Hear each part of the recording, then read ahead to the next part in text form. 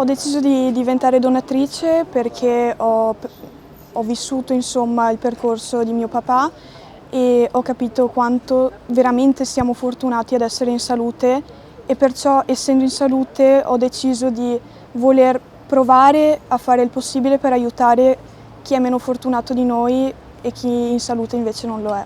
Certo, è importante non tirarsi indietro, poiché dalla nostra decisione può dipendere la vita di un'altra persona, poiché se io mi rendo disponibile e mi iscrivo al registro donatori è importante mantenere la parola data, se così possiamo dire, e portare avanti il proprio compito, insomma. È successo che mio marito è ammalato di mielodisplasia, che sarebbe un tumore al midollo. L'unica possibilità di sopravvivenza, l'unica cura era il trapianto di midollo. Nella ricerca del donatore è stato trovato un unico donatore, un ragazzo tedesco abbastanza giovane, 20 anni, 20-22 anni.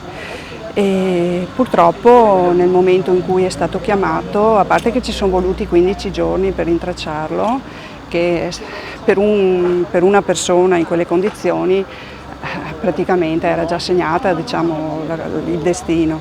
Poi comunque nel momento in cui ha risposto ha detto non posso dare la mia disponibilità, non do la mia disponibilità.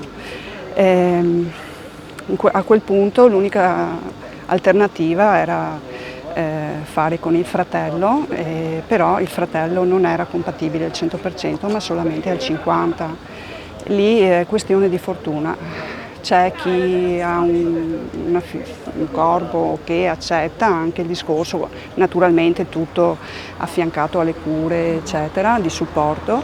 C'è chi no, non è stata una questione di rigetto, però una cosa diversa, praticamente si chiama malattia contro l'ospite. Una volta che il nuovo midollo ha cominciato a lavorare, ha riconosciuto come estraneo il corpo di mio marito, quindi lo ha aggredito sostanzialmente ed questa è stata la conclusione, diciamo, finale. Esatto, mia figlia ha vissuto tutto, lei aveva 12 anni, quindi né troppo piccola per essere incosciente, né troppo grande per essere veramente matura e capire tutto, quindi anche nel corso degli anni io le ho anche spiegato tante cose, quindi è venuta una cosa naturale per lei fare questo passo e soprattutto ha avuto modo comunque di informarsi bene, capire che cos'era, perché io sono sicura che dovesse essere, perché lei in questo momento fa la tipizzazione, quindi viene iscritta, viene registrata nel registro nazionale.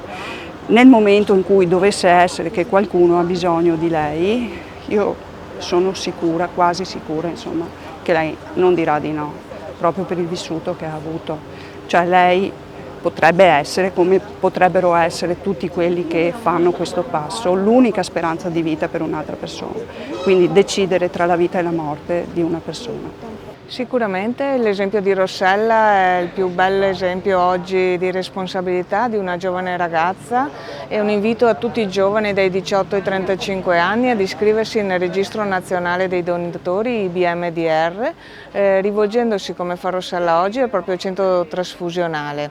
E quindi un atto di responsabilità nei confronti di chi ha bisogno oggi o anche domani e di essere a disposizione di chi sarà meno fortunato.